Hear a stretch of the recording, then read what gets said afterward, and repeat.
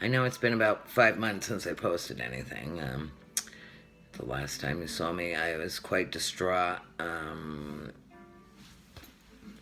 was told I was at the end of my life. I had gone through all the chemo, radiation, had a clear scan, and then last December, they scanned me again. And if you watch, and I think by video number 5, it had come back, near my liver and pleural of my lung, some spots in my lung, and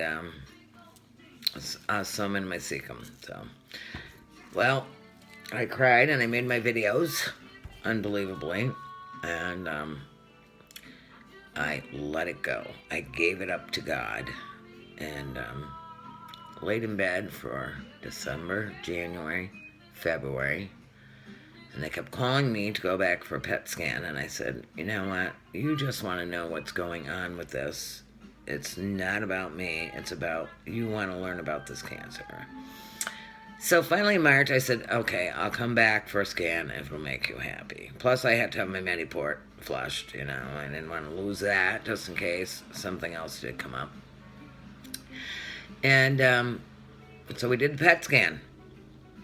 And the doctor walked into the room and he goes, you don't look like a woman dying of cancer. And he also told me, you're a very mysterious woman. And I said, I am.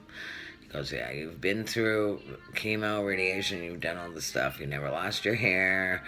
You just didn't act like the regular cancer patient. You didn't drop your white cells. This didn't happen. And I slugged through all those treatments, which were absolutely horrible. The chemo was incredible. It caused cold neuropathy. So if the room was below 60, none of my nerves in any part of my body would work. My arms, my legs would go paralyzed. And then I went on the oral chemo, which wasn't too bad. It gave me a little bit of a stomach ache. It was a little different than the IV. And then I started rounds of radiation, which, they warned me of side effects, this, that, da-da-da. And I was trying to buy a home because I was living with a friend and it was no longer working. So I was out looking for a home while I was going through radiation every day. And I bought my house, moved in, all that stuff. And like I said, the scan was clear after it was all done with that treatment. And then finally in March, I went back on their assistance to have another PET scan, which I did. And let me interject here again. Sorry, I'm bouncing around. I had started a regime of colloidal silver, sea coral, cayenne pepper, slow release mag, and changed up my eating habits. I ate a lot of yogurt, tried to stay away from sugar, red meat. I wasn't eating very much at the time, but so I tried to do all that. So I had the scan, and I go into the office, and like I said, he just called me the mystery woman. I don't really understand this, but all the spots have disappeared. You're not lighting up. You'll have a little light up in your cecum, but that could be physiological. In other words, it could be gas, food digestion, or whatever. Now, he did recommend that I go get a colonoscopy, and since everything I have been through, I just can't.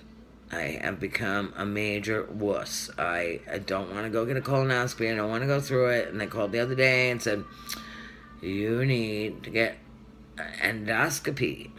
I'm like, oh my God. So in the meantime, I have bad circulation in my left leg. First, I was in a very, very bad car accident, which crushed my pelvis and my leg. And I had to have stents put in my iliac arteries and both of my femorals. The right works really well. The left, I've had to have stented 3 times. And I was having problems walking and feeling really tired, so I went and saw my vascular doctor, who I really like. And I've dropped my circulatory value again down to about 55 or 60, which He would like to see me go in and see if he can resurrect the stent that's there. If not, they want me to do a major bypass on my leg. And I don't know. Right now, I have all that on hold. Because since March and the good news, I said to the doctor, I don't want another scan. I want to enjoy my summer. I want to try to get through it. I want to have gardens. I want to enjoy my summer. Most of the summer was good. I'm pretty housebound because I'm pretty weak. But my friend came over and planted I would buy the flowers and I would have a hard time planting them. And she would have planted all my flowers in my front garden so it looked absolutely beautiful. And then I had raised garden beds out back, and I had somebody come over and toss those and add some manure and plastic them, cut out holes for where my plants would go. And then I took a stool down there and put all my vegetables in. And I had great success with my garden. So my summer has been pretty good. Me and my sister have a much better relationship. She's helping me more around here. And I don't feel quite alone because I really am alone. I have nobody. There's no husband, no boyfriend, 2 dogs, 2 cats, and me. The pack of 5, I call us. So I told him I wouldn't do another scan until after summer was over, and all of a sudden there is a phone call saying we've scheduled your scan for October 12th. So I'm going back to get another scan to see what's going on. I mean, I should be dead. Actually, you're really talking to a ghost because I was told I would be dead by April. And I'm not. This thing on my chin, I took a little skinner, I fell and scunned my chin up. And I don't know if my fatigue and my weak legs are a result of my vascular issues or it's the cancer. I know I do have some stomach issues, but I'm trying to cope with those. But I've been given a reprieve, actually. The reprieve's almost over. I've got how many more days? 17 days before I go back for the scan. The one thing I was hoping that it would be well enough to maybe go out and socialize a little bit and perhaps meet somebody that would like to spend some time with me so my life wasn't so lonely. That hasn't happened. I don't get out very much. I stay mostly home and listen to music, play my guitar, try to be a slave to my animals, take care of them. And my one dog became critically ill this summer. I almost lost her, and she's now diabetic. We thought we were out of the woods, and then she got a kidney and bladder infection, and her sugar shot up to 600. We had to increase her insulin, and then she got pancreatitis, so she spent 7 days in the doggy hospital, which cost me a small fortune, but I absolutely love my dog, so now, she seems a little better. So we're a bunch of sickos hanging around here. And, I mean, compared to my last videos, I'm so different. I've found a calmness. I don't know if it'll last, because if they tell me again that the cancer has come back, then I don't know what I'll be like. But for right now, I've had a little peace. And, I'm a good Catholic girl, so I attribute half of my miraculous cure from going to church and demanding that God help me and begging Jesus to give my message to him. And, I mean, was it the colloidal silver I was taking, or was it an intervention of God? I guess we'll find out when I have my PET scan. I watch a lot of other videos on here, and some of the girls that are doing videos said, they went looking for videos with people with cancer, and there wasn't a lot on there. The reason I started doing them, I just kind of want to document me, who I was, what was going to happen to me, where I was going, and be able to voice beyond to the dogs and the cats that I was losing my life and that I wasn't ready to go. And it was just a very sad time. I mean, I'm still sad. It still crosses my mind, but I think I've taken a different perspective on it. You know, I mean,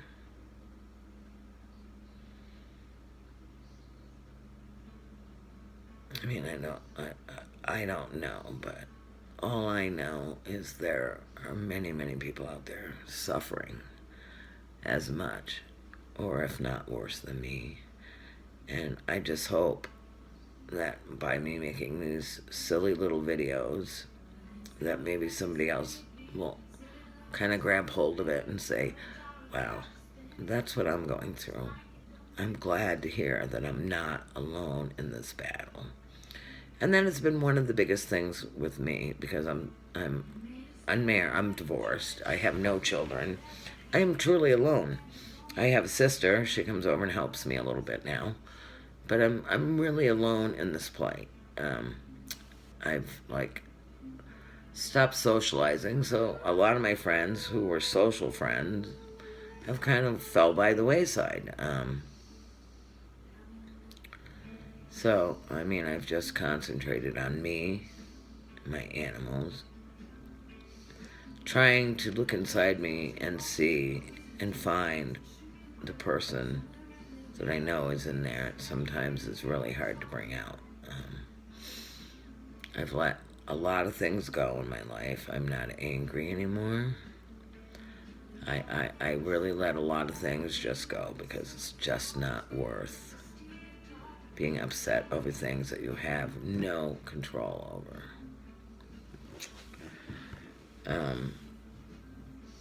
A friend of mine and I spoke, and everybody's tickled that all this stuff has happened to me and that I've had a reprieve. But being a nurse and reading a lot of literature, I know when these terminal cancers suddenly go into remission, that they usually come back with a vengeance. And I pray to God that He has truly cured me and I'm not facing that in 17 days. But we'll just have to wait and see on that.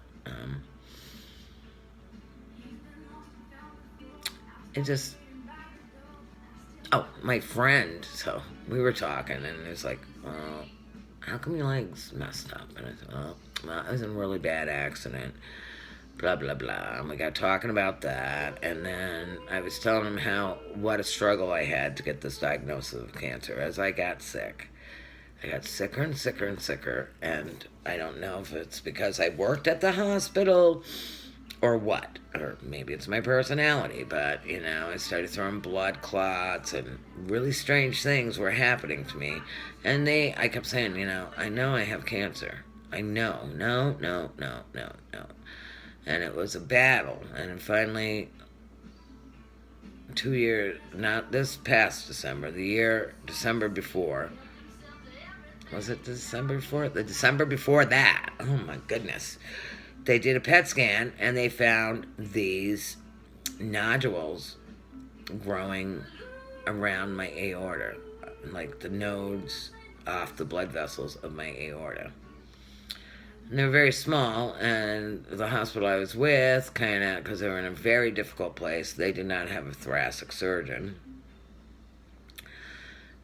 We're ditzing around about doing the biopsy, but then I threw some more blood clots to my lungs and ended up on oxygen, and finally the pulmonary doctor said, I will try to pull a needle biopsy, which they did, and it came back as poorly differentiated carcinoma of unknown origin, and with little genetic testing and stuff, they decided it was colorectal cancer in my chest, but I have no tumors in my colon. So, that's really bizarre. Extremely bizarre. I mean, leave it to me. I mean, that's the way my luck goes. Just my luck that I would have this crazy, crazy, bizarre cancer, because my life is crazy and bizarre. Always has been.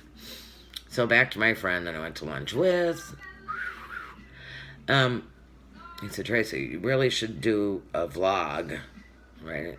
A vlog, and start telling your entire story because it's a very interesting one. So, on top of doing the terminally ill videos, I think I am going to begin like a book, a video book. I am going to start from when I was young and how my life evolved because, you know, they say lightning never strikes twice. Well, or how can one person have so much bad luck? Well, you're looking at her. And I have always done, I got my birth certificate, I found out what time I was born, it was all documented, because I'm convinced I was born under a bad moon or something. That the placement of the sun and the stars just put me behind the door and and set me up for a bad life. And a lot of bad things have happened to me, but you know what? I'm a fighter and I'm a survivor, and I've made my way through those things.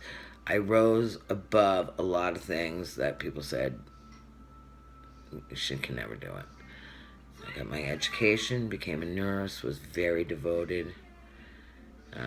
I think it's all serendipitous. I became a nurse to take care of people, to minister them with love and care, and take care of them in their dying days. And that was a lesson for me to be where I am right now. It's all really, really crazy. And, you know, I watch these other people with their videos, and it breaks my heart. It really does. But somewhere along the line, we have to come to peace. Come to peace with what's going on and give it up to God. Because God will always be there for you. You know, like, what is some crazy song or movie? I want to petition the Lord. Or you just pray and talk to God and tell him that you need to have this done. And that's kind of what I did. And, you know, I mean, nobody understands why this cancer receded like it did. You know, do I feel like I have cancer right now? I don't know, because I'm very fatigued and I have a hard time walking because of the vascular problem in my leg. But I really believe that I'm going to go get my scan next month and there won't be cancer there. I want to believe that. And if it is, well, then that's another bridge we're going to have to cross. So I think I just wanted to tell you that. You know, I am still diagnosed with a terminal cancer, but for some miraculous reason, it all kind of disappeared. And I'm going back to have my scan, and we'll see what happens. It was funny. Somebody commented on one of my videos. I call her the troll under the bridge, because she said something like, you're a nurse and you smoke. And I don't know where she got the idea that I was smoking. And it just shows you what people are like out there. I mean, my cancer has nothing to do with smoking. It's a very rare, bizarre cancer. And it just really pains me that people out there, when other people are grieving and upset and grasping for any straw to live, can make a comment like that. I mean, they must be really heartless. Like I said, she's a troll under the bridge. And I don't even know why she's watching this stuff, because obviously she doesn't have a heart. But that's fine with me. I emailed her back and told her that I thought she was a troll under the bridge. And I'll just move on. I have had some very, very nice, supportive comments at the end of my videos. And there are a lot of people out there. I may never know them, but just giving me that word of comfort has made a big, big difference in my life. Huge difference. And I'm just going to carry on. I'm going to fight tooth and nail to the end. Does that mean I'm going to go through a bunch of radical treatments? No. Does that, I mean, if they tell me again and there's cancer in me, and it's spread, and they're saying, you know, it's probably terminal. Maybe we can give you a little radiation and chemo again. I'm probably not going to do it because that is so horrendous and so hard to go through. You know, I say that now. We'll see what happens when the day comes, but I hope that somebody takes a little comfort from watching my videos and maybe feels not so alone in their struggles to battle with this horrible thing called cancer. And they can lay their head down at night and sleep in peace. I know this has helped me express a lot of things and get things out that I can't on a normal, because people are very funny about dying. You know, my sister, if I even mention, well, I'd like to talk about this because I'm probably going to die, she just flips a switch and tells me to shut up. I actually have 2 or 3 friends like that. You know, they've been there for me when I've been sick, but, you know, when I sit down heart to heart and say, you know, I want to talk about this, nobody wants to talk about it. This culture is so anti-death. We're all going to live forever. We're all going to be young and beautiful. It's not true. You know, and I think other cultures, I think Europeans have a little better handle on death and dying. But the United States, we're just all going to be young and live forever and have a great time. And if something bad happens, just shove it under the rug and don't worry. Well, that's not the way it works, So, I'm glad I made this video. I'm going to make another one, and I'm going to start telling my story, which is quite an interesting story. At least most people that hear it think it is. But I'm usually pretty animated when I'm telling the story to my friends. You know, it's kind of hard in front of a camera, but I will try. So to all you out there who are suffering like me, God bless you. I'm here. I care about you all, even though I don't know you. And to all the wonderful people who have left wonderful messages for me, God bless you. You are great human beings, and that is what the world needs more of. People need to reach out, go help, go be with people that are suffering. Because you know where God is? God is among the suffering, the crippled, the lame. That's where you find God. And it'd be good for all of us to have a little bit more of that in us. So God bless you all, and I will start my other videos. I haven't quite decided what I'm naming them. And then I will be back on October 12th in the afternoon to let people know what has happened to me, okay? God bless you all. Goodbye. And thank you so much for being there for me. You do more than you'll ever know. God bless.